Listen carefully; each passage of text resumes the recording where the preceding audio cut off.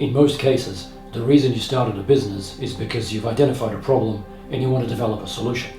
Most professional investors like to think in terms of a problem-solution framework, but this is not just an important issue for raising capital. The viability of your entire business depends on it. These are the critical questions that you need to answer. What is the problem you're trying to solve? Some people call this the problem statement. How painful is the problem?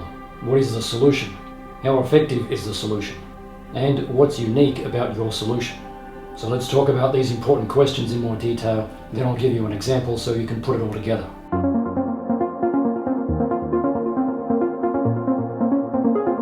If you're new to this channel, I'm Radly. I'm the founder of I Imagine. It's a platform for entrepreneurs that want to develop ideas, create a team, raise capital, and, most importantly, promote their business and get new customers for their business. My content is about impact entrepreneurship, how to start and grow a business while maximizing your impact. If you want more content like this, click the like button. Now let's get into it. You need to start by writing a clear problem statement. This is all about clarity. If you're planning on getting co-founders or investors, you need to be able to describe the problem that you're trying to solve in order to get them interested. Some problems are easier to explain and others aren't. Don't assume that these people are from your industry and will instantly understand the problem. And keep in mind, if they don't understand the problem, they obviously won't join you or invest in your business. Now, you need a good answer to this question. How painful is the problem? Well, what are the consequences of the problem? The most common pain points are time and money, but there's a lot of others that can be equally, if not more painful. For example, some people want to lose weight because the health consequences include illness or death. Everybody obviously wants to avoid death. Some of them hate the way they look. Why did I use the word hate? Well, a big percentage of people that are overweight just feel indifferent about it, so they won't do anything about it. The people that hate the way they look are obviously more likely to want to do something about it. Now, I'm not making a comment about whether they should hate the way they look. I'm just observing how they feel about themselves. I'm also not assuming that the solution for these people is to lose weight. If you have a background in psychology, you might decide to create a solution that involves making these people feel better about themselves and not hating the way they look, even if they don't lose weight. The point I'm trying to make is pretty simple. The more painful the problem, the more they need your product or service. Okay, so what is your solution? You need to be able to write a cohesive statement that outlines your solution. Again, this is about clarity. Don't assume that people understand your industry or the experience of your target customer.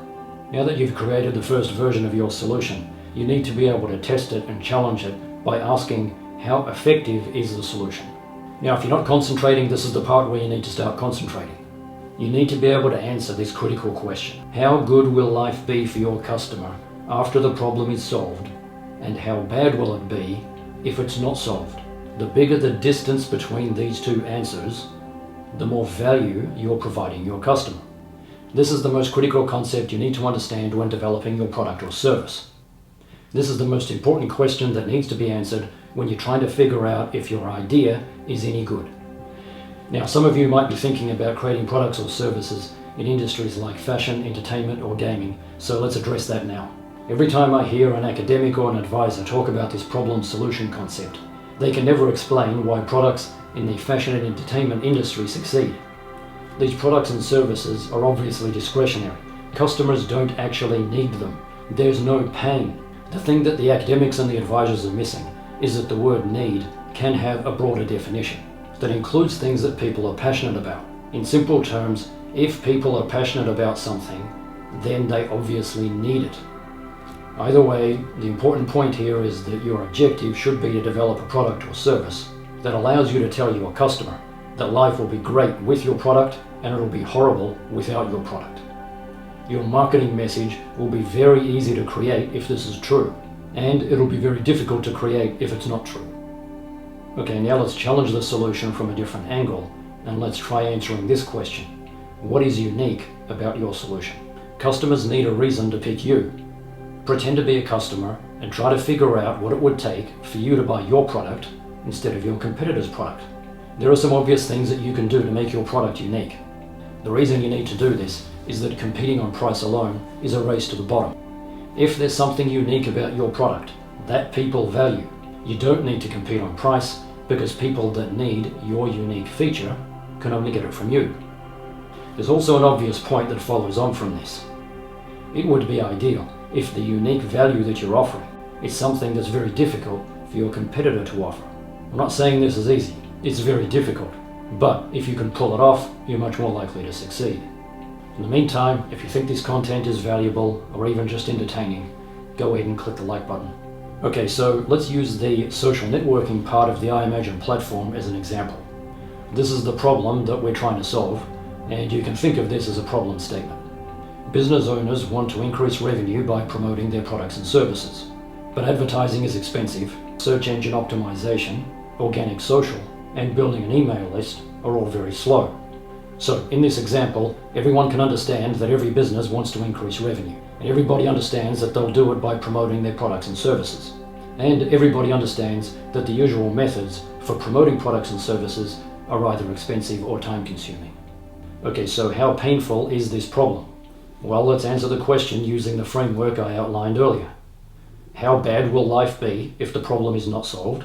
And how good will life be if the problem is solved? So how bad can life be for you as a business owner if you don't have enough revenue? Well, you might have to fire employees, pay yourself less money, spend less time with your friends and family, default on a bank loan, walk around in a permanent state of stress, close the business or declare bankruptcy, and deal with the shame that comes with failure. So how painful is all of that? Well, on a scale of 1 to 10, that has to be a 10. Now, how good can life be if the revenue problem is solved? You can hire more people and expand, pay down debt, pay yourself more money and use it to buy things that make life better for you and the people close to you, help your community, maximize your impact, enjoy the respect that comes from success. So how good is that on a scale of 1 to 10? It has to be a 10. Okay, so what is the solution? And you can think of this as the solution statement.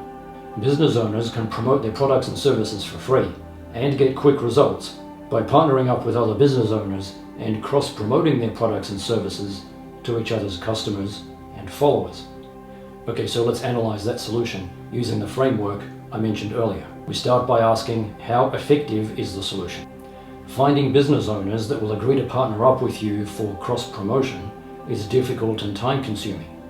But the iMagine platform will build a network of interested business partners for you for free, and it'll do it without you spending any of your time. This is the feature that allows businesses to grow quickly and easily without spending any money. This is exactly what every business owner wants. Okay, now what's unique about the solution? Well, right now, there is no other platform that will build a network of business partnerships that can be used for cross-promotion. Now, for those of you that are actually building a business, you should be interested in this, so let me explain how it works in 30 seconds. Go to imagine.life and sign up for a free account. There's a link in the description. Go to the social network and go to the profile section. Check the boxes that match your objectives, and that's it. The algorithm will match you with people that meet your criteria and send you a notification. Then you can review their profiles and connect with them. If you're new to iMagine, it's a platform for entrepreneurs that want to develop ideas, create a team, raise capital, and promote their business all in one place. It's mostly set up for business owners that want to aggressively grow their business by partnering up with other businesses to cross-promote their products and services within a few days and grow quickly without spending any money. It's free, and just one partnership can skyrocket your business, so there's no reason not to use it. Check out the links in the description. If you want the checklist that goes with this video, links to related content, more information about me or the iMagine platform, check out the links in the description. See you in the next video.